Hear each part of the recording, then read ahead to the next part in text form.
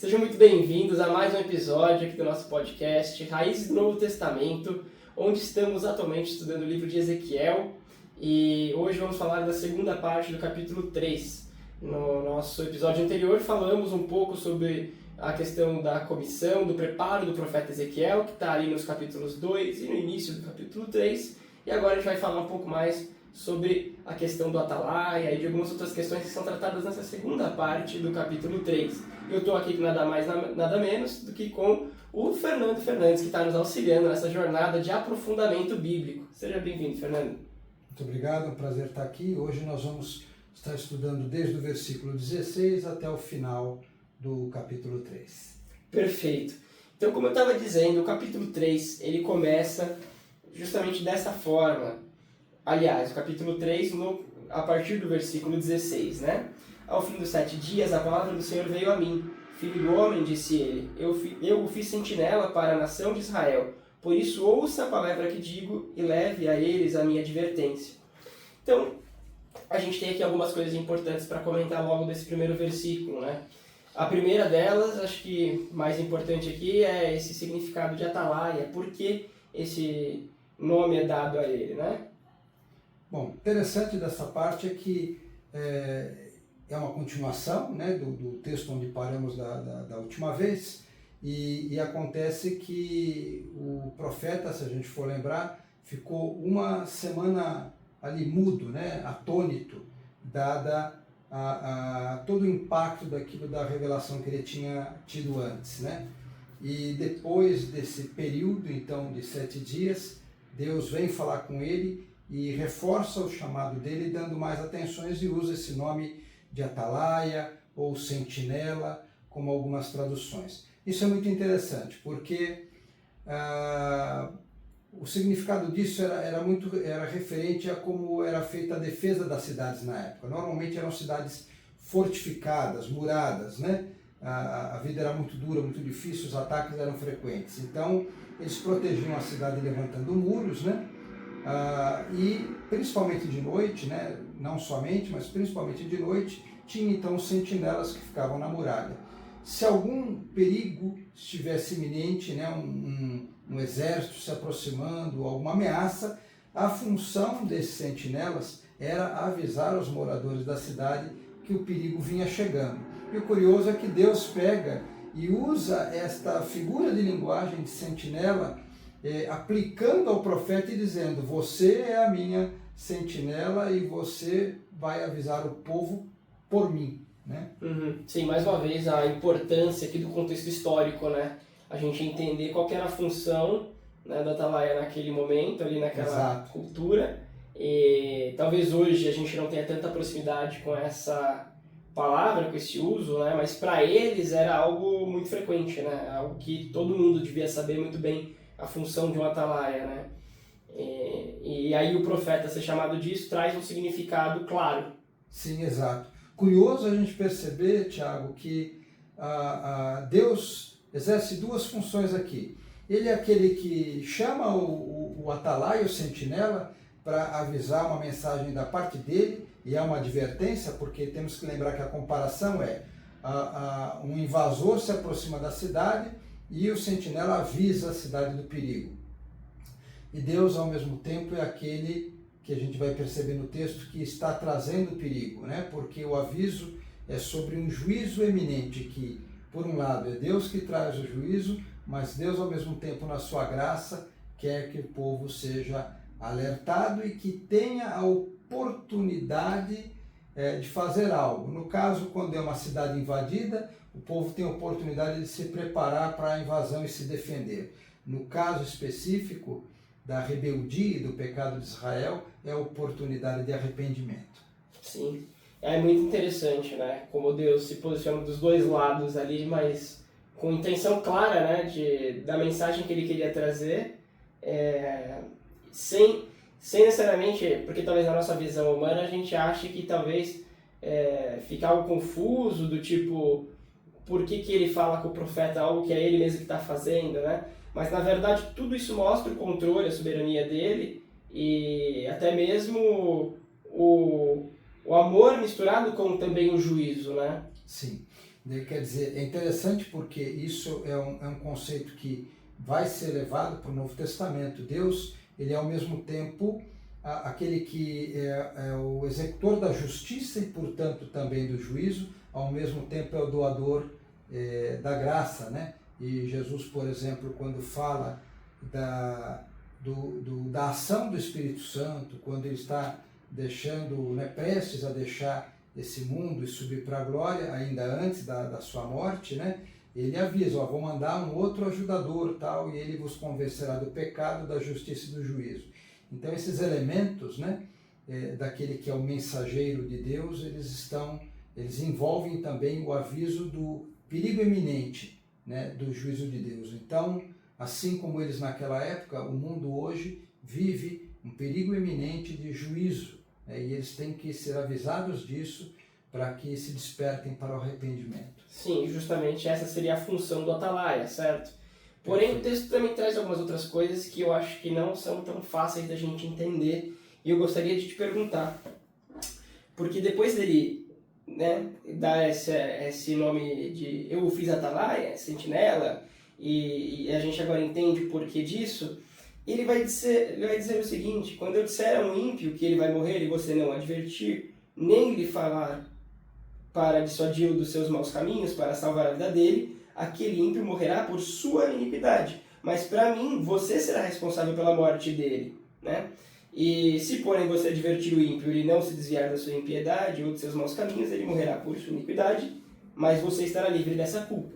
Até aí, ok, porém, eu tenho uma dúvida que eu queria te perguntar, que é, esse atalaia, nessa situação, ele está condenado? É complicada essa situação, né?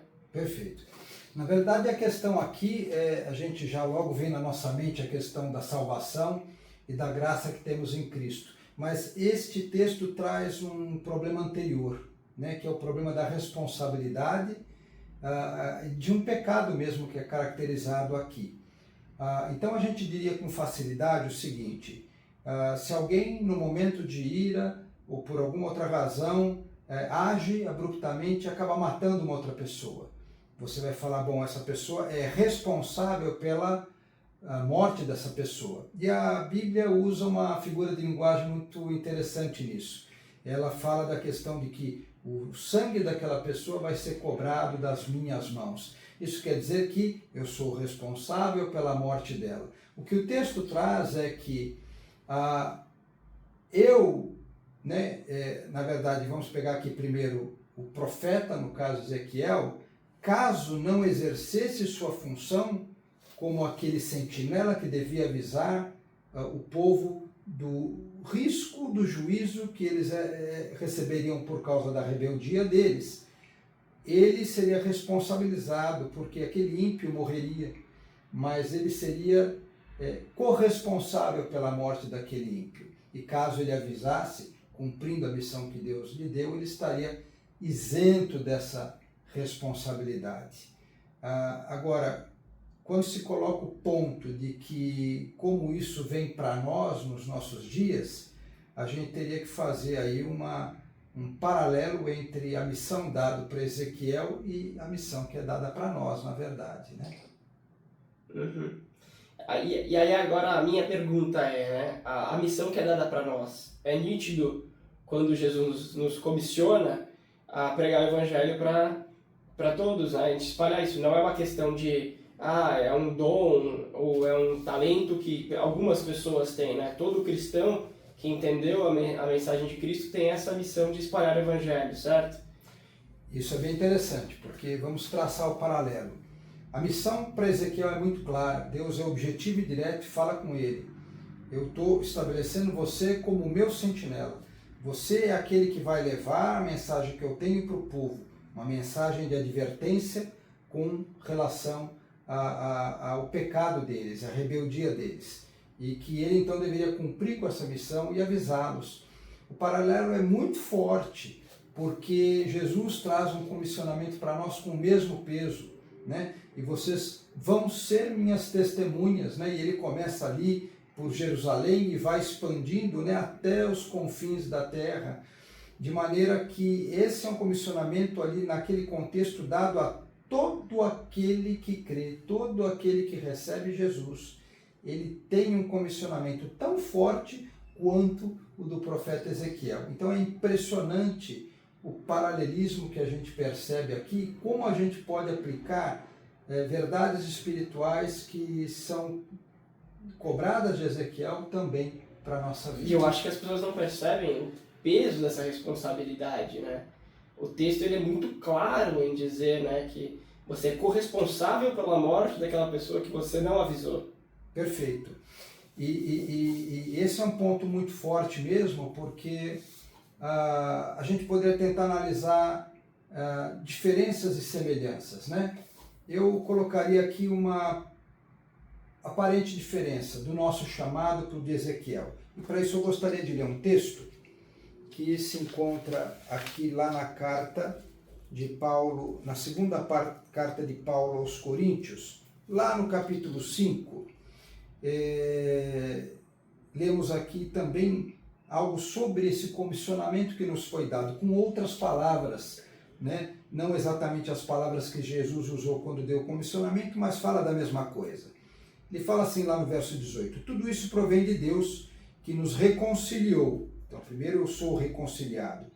Então, nos reconciliou consigo mesmo por meio de Cristo e nos deu o ministério da reconciliação. Então, está aqui o chamado. Nós somos chamados para um ministério da reconciliação. Ou seja, que Deus em Cristo estava reconciliando consigo o mundo, não levando em conta os pecados dos homens, e nos confiou a mensagem da reconciliação. Portanto, somos embaixadores de Cristo. Olha que incrível esse paralelismo, porque somos embaixadores de Cristo.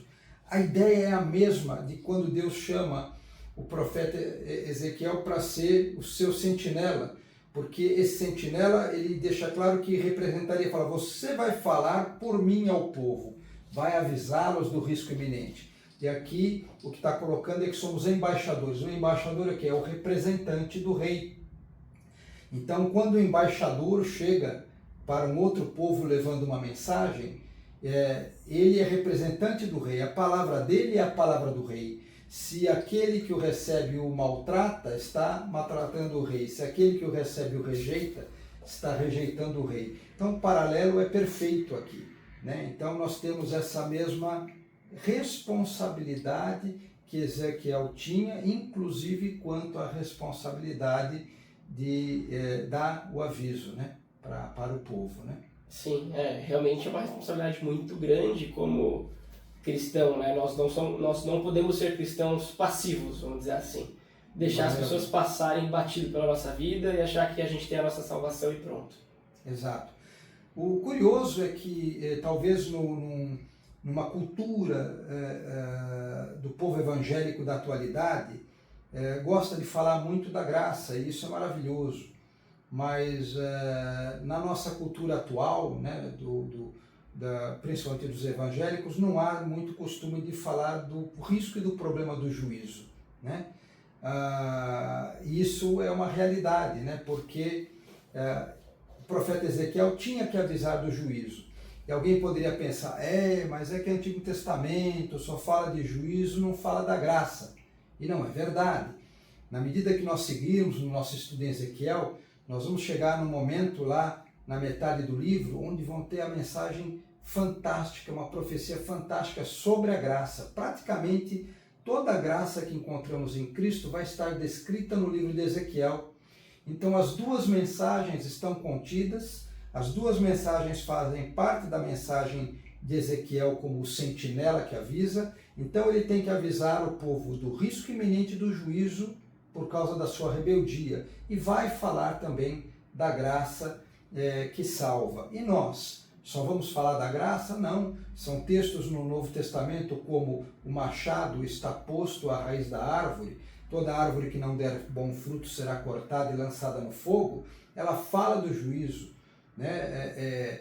Quando a Bíblia fala, por exemplo, do inferno, na verdade essa palavra desse jeito e nesse contexto nem aparece no Antigo Testamento, mas sai da boca de Jesus. Então, as duas mensagens se mantêm presentes no Novo Testamento. E se nós formos ser esses embaixadores fiéis, ou os sentinelas de Deus fiéis, nós vamos carregar essas duas mensagens para, vamos dizer, aqueles que ainda não receberam Jesus. Sim, muito interessante, né? É um peso, mas ao mesmo tempo é muito interessante a forma como Deus trabalha isso ao longo de toda a história, não só no Novo Testamento, não só no Velho, é tudo muito conectado, né? Perfeito. É uma continuidade. O Novo é uma continuidade, como Jesus diria, um cumprimento do Velho Testamento. Exatamente. Bom, então continuando aqui com as partes mais complexas da gente entender no texto, logo em sequência daquela parte que eu tinha lido sobre o ímpio, né, a gente tem aqui uma questão sobre o justo também. Então, aqui, se porém... só, deixa eu achar aqui. Da mesma forma, quando um justo se desviar de sua justiça e fizer o mal, e eu puser uma pedra de tropeço diante dele, ele morrerá. Porém, uma vez que você não o advertiu, ele morrerá pelo pecado que cometeu. As práticas justas dele não serão lembradas. Para mim, porém, você será responsável pela morte dele. Se, porém, você advertir o justo e ele não pecar, certamente ele verá porque aceitou a advertência e você estará livre dessa culpa. Então, duas coisas, né? Aqui, novamente, a questão do grande peso, né? Da grande responsabilidade, né? Desse atalaia, de nós também, como a gente já entendeu que tem essa relação. Mas também queria perguntar, assim, né? Quem é esse justo, né? Qual que seria a diferença no texto desse ímpio para o justo? É curioso que a gente pode aqui talvez estar pensando assim, o Velho Testamento fala da lei e o Novo Testamento fala da graça. E, de novo, né, isso seria uma avaliação de quem tem pouca profundidade no Velho Testamento. Não, aqui nós estamos lendo um texto totalmente coerente com o Novo Testamento, né, no sentido que o Novo Testamento vai ter palavras como essa, que também relacionadas a essa questão que parece as obras. Né? Curioso daqui é que a gente percebe que na palavra do ímpio não existe opção onde o ímpio se arrepende, né? Então é como uma visão que aquele que tem o seu caráter da impiedade vai perseverar na impiedade. Do tipo assim, o ímpio, se ele pecar e você não avisar, essa culpa também recai sobre você. Se você avisar e ele cair no pecado, você está livre disso. Mas o ímpio, de qualquer forma, está condenado, né? E o texto não traz a opção do ímpio se arrependendo. Sim, sim. Porque essa é uma característica do justo. O outro lado é que a gente vê que o justo não é aquele que não peca. Isso é plenamente coerente com o Novo Testamento. Não, o justo é aquele que peca, mas aquele que se arrepende. Ele tem o coração maleável a Deus. O justo é aquele que, quando erra e ouve a repreensão, ele reconhece que errou, ele abaixa a cabeça. A gente vê o exemplo de Davi, por exemplo, que quando o profeta Natan o acusa da morte do marido, né, de Betseba, e ele conta lá uma história, uma passagem bem interessante, né, onde ele conta uma história de alguém que tinha lá uma ovelha, o outro tinha muitas ovelhas, enfim. Ele conta uma história e acusa, você é esse cara que matou, né? Davi poderia ter mandado expulsar, na verdade, o profeta Natan dali da sua presença. Seus súditos tentam repreender Natan, mas ele pega e ele fala não. Ele está certo, quer dizer, ele aceita a correção, ele abaixa a cabeça, ele reconhece o seu erro. Essa é a característica do justo colocada aqui, né? E eu diria que isso está como é que isso estaria de acordo com a graça de Deus que a gente vê no Novo Testamento? Está no sentido que Jesus morre pelos nossos pecados e leva a nossa culpa, mas o Espírito Santo nos conduz, né? O Espírito Santo nos conduz a uma vida de santidade, né? Sendo que a característica daquele que recebeu a graça, que é conduzido pelo Espírito Santo, é daquele que vai perseverar no Senhor até o final. Quantas vezes nós vamos ouvir Jesus dizer, aquele que perseverar até o fim será salvo, principalmente no livro de Apocalipse. Então está plenamente claro aqui que o justo não é aquele que não peca, mas aquele que pecando se arrepende, né? E a gente crê, e a gente vai ver até pelo próprio profeta Ezequiel, quando ele fala da graça, que isso vem de uma ação de Deus mudando o nosso coração, tornando o nosso coração sensível ao arrependimento. Perfeito. Sim, é impressionante como você realmente começa a enxergar a graça num texto que aparentemente, quando você lê de forma superficial, está tratando só de condenação. E não é assim que funciona. Não, exatamente. Existe aqui a oportunidade de arrependimento. A gente vê que a intenção de Deus em colocar o sentinela, ou de nos chamar como os seus embaixadores, né, é o arrependimento do pecador. Perfeito. E isso me leva a uma outra questão, né? Nesse mesmo texto, a gente tem aqui a parte onde ele fala de que onde Deus coloca uma pedra de tropeço, né? Ele não está dizendo que o diabo colocou, ele não está dizendo que outra pessoa colocou. Essa responsabilidade recai sobre Deus mesmo, Deus colocando a pedra de tropeço. E aí como que fica essa questão? A palavra de Deus ela é fantástica, ele apresenta o Deus como Deus criador e todo soberano. Então não tem nada que aconteça no mundo que ele criou que não seja responsabilidade dele. E a gente vai entender esse texto muito bem, lembrando do que acontece com Jó. Quem tenta a Jó? O diabo tenta a Jó, mas ele é obrigado a pedir permissão a Deus, porque nosso Deus não é um Deus com D minúsculo, em que o diabo agiu e ele não teve como impedir. Não, ele é um Deus soberano que controla todas as coisas. Então, tudo aquilo em que Jó foi tentado, teve a mão de Deus envolvida naquilo, né? Só que há uma diferença das intenções, porque eu entendo a questão, talvez, que você coloca, como Deus colocaria uma pedra de tropeço para que alguém caísse? E a diferença é a intenção. O diabo queria derrubar Jó, Deus queria trazer Jó para perto de si.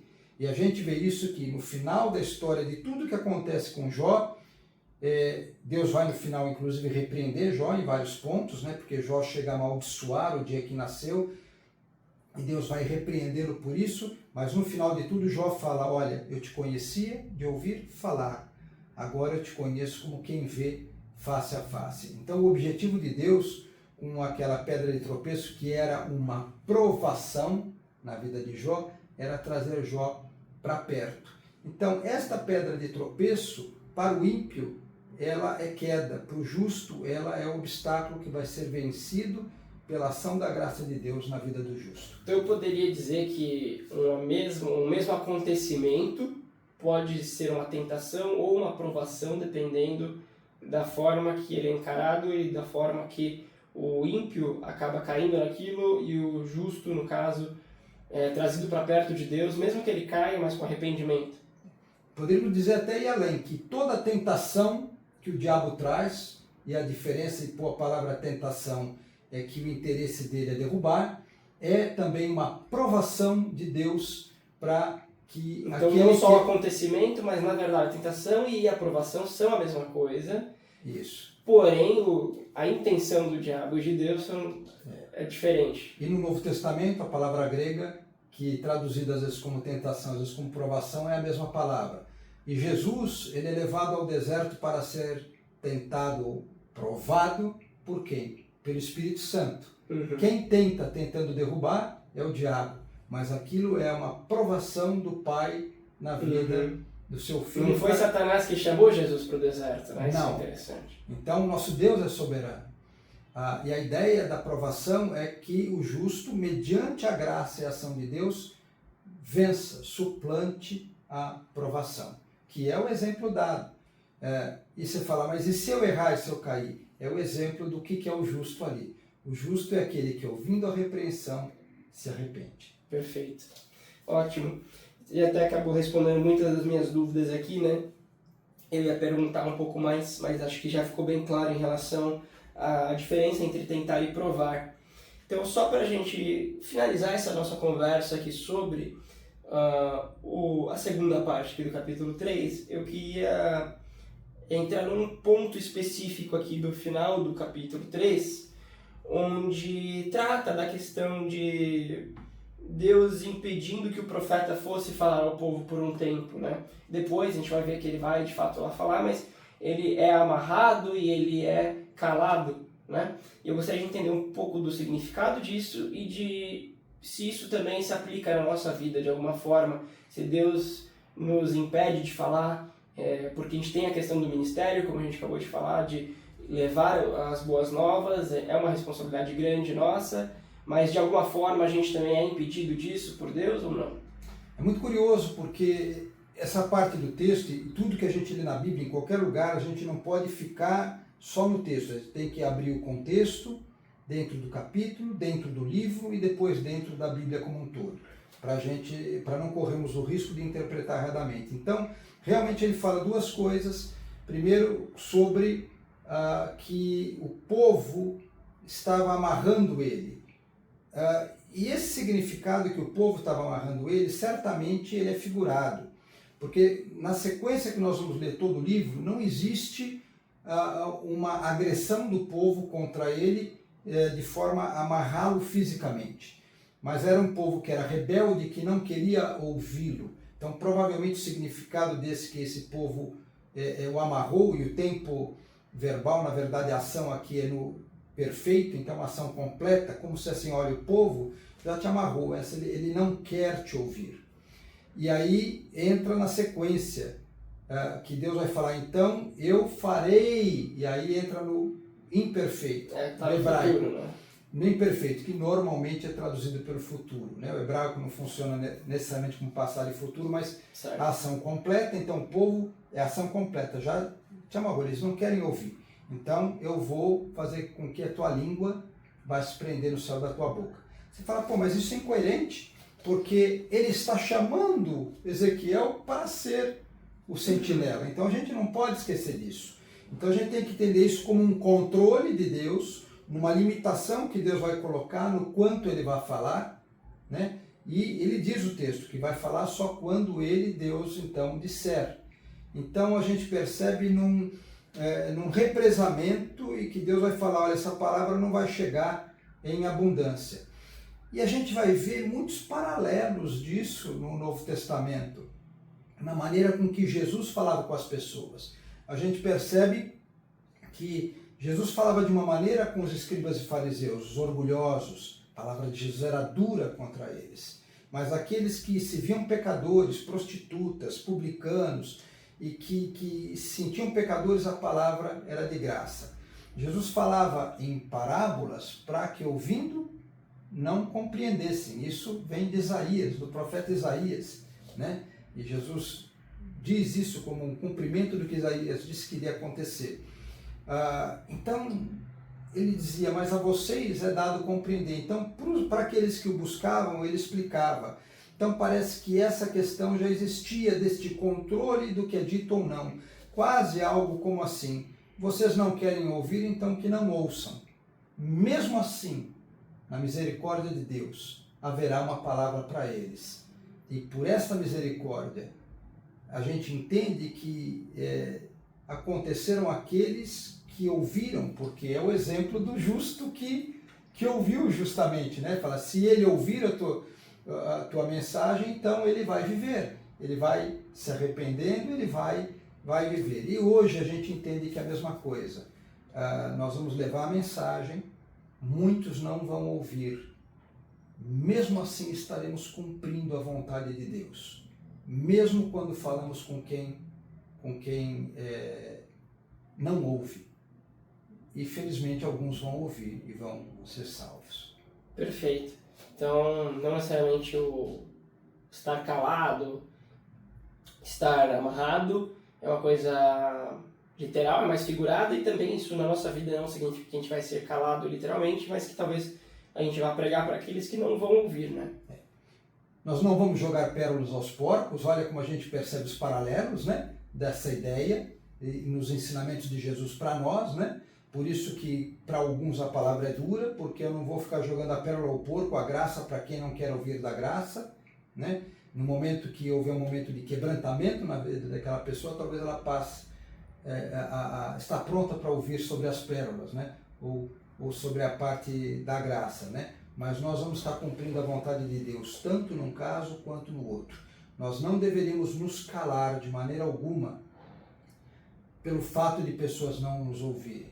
Se a gente for avaliar e pensar o seguinte, como que a gente mediria o sucesso do ministério do profeta Ezequiel? Pelo número de ouvintes? Não. Nem pelo número de conversões. Não. Pela obediência dele a Deus, que ele devia falar, mesmo que as pessoas não ouvissem. Perfeito. Acho que ficou bem claro agora esse capítulo um pouco mais complexo, assim, talvez de reflexão, né? Até então a complexidade estava em entender o texto ali quando falava de anjos, de mensageiros, na verdade de criaturas ali, que a gente tenta entender o significado, e aqui não, aqui é mais claro nesse sentido, mas com um significado muito mais profundo, né? E a pergunta que a gente pode colocar, né, para os nossos ouvintes também é: como é a mensagem aqui? Em primeiro lugar, você tem sido, né, a testemunha de Jesus, este sentinela, este embaixador para levar o conhecimento de Cristo? Pergunta número 2, tua mensagem contém os dois lados da moeda, graça e juízo? Ou estamos pregando um evangelho manco, uma perna só? Fica bem claro aqui, né, que a gente tem que pregar isso de forma integral, com amor e também demonstrando que existe um juízo, certo? De maneira que alguém que passe pela tua vida, pela minha vida, pela vida de qualquer aquele que já recebeu Jesus, e Deus põe alguém passando pela sua vida, que essa pessoa não deixe de passar pela sua vida sem que ela saiba que sem Cristo existe um juízo iminente sobre a vida dela. Até para que ela entenda a importância de Cristo na vida dela, né? Um evangelho que não é vazio. Qual seria o tamanho e o valor da graça caso não houvesse o problema e o risco do juízo da condenação? A graça realmente ela é justamente preciosa porque existe um julgamento final aguardando toda a humanidade. É exatamente isso que eu ia falar. Ela se torna ainda mais preciosa justamente porque toda a humanidade estaria encaminhada para esse juízo. Perfeito. Se não fosse Cristo. E esse texto do profeta Ezequiel nos ensina isso claramente. Perfeito. Fernando, foi um prazer novamente. Para você que nos acompanhou, espero que você tenha gostado e aprendido com esse momento aqui de reflexão. E espero que você nos acompanhe no próximo episódio. Até mais, uma semana abençoada. Tchau, tchau.